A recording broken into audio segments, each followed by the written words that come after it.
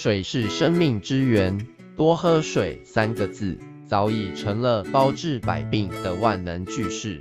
胃痛，多喝水；感冒，多喝水；姨妈痛，多喝水。多喝水是好，但喝对水也很重要。有2种水，喝多了反而会惹病上身，甚至悄悄招来炎症。1. 太烫的水，多热的水算太烫呢？答案是65度以上。国际炎症研究机构已将65度以上的热饮列为2A 类致炎物，超过这个温度的白开水、茶、咖啡、汤水都有致炎风险。食管表面的黏膜娇嫩而脆弱，超过65度便能烫伤它。有的人爱喝刚沏好的茶，温度甚至达到了80度，偶尔的烫伤还能自我修复，但如果太频繁，就会导致不正常的异形性细胞会越来越多，最终发生炎变。即使不得炎，口腔、食管、胃等部位都难免受损。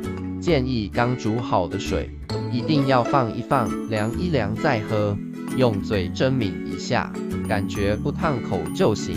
有些人可能会说，我就是不怕烫，怎么喝都没事。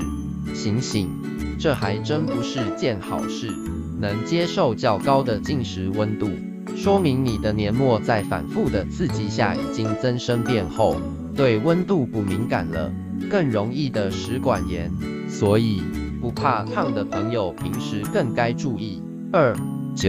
酒精与唾液接触后转化为乙醛，乙醛属于一类致炎物，对人体有明确的致炎性。乙醛在唾液内的水平比在血液内高10至100倍，对消化道危害极大。据统计，约60%的食管炎患者嗜好饮酒。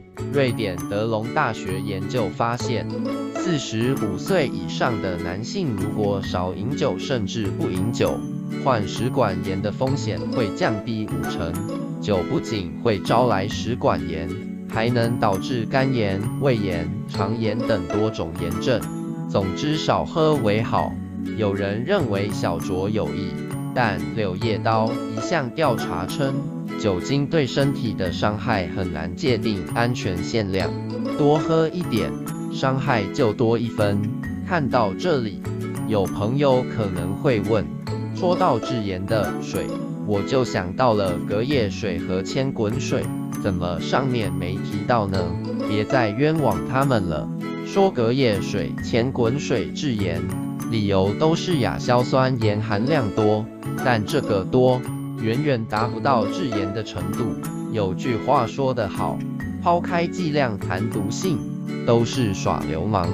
一般的隔夜反复加热，并不会导致亚硝酸盐含量超标。